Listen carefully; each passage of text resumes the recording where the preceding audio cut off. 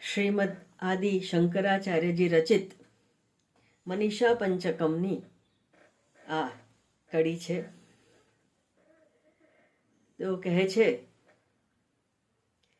બાહ્ય આડંબરને તેઓ સ્વીકારતા નથી. જેણે એ પરબ્રહ્મને જાણ્યો હોય,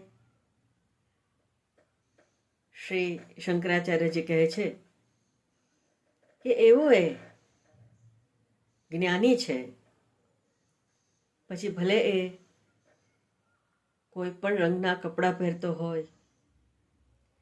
શ્રી શંકરાચાર્યજીએ તો એ હદ સુધી કહી દીધું, ચાંડાલોસ્તુ સતુ દ્વિજોસ્તુ ગુરુહુ ઇત્યેષા મનીષા મમ. હું એને ગુરુ માનું છું.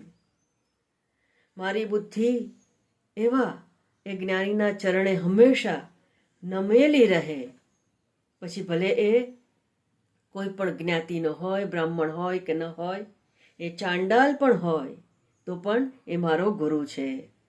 કપડાના રંગનો આગ્રહ રાખતા નહીં. કેસરી કપડાં પહેર્યા એ જ ગુરુ હોય, એ જ જ્ઞાની હોય, જરૂરી નથી.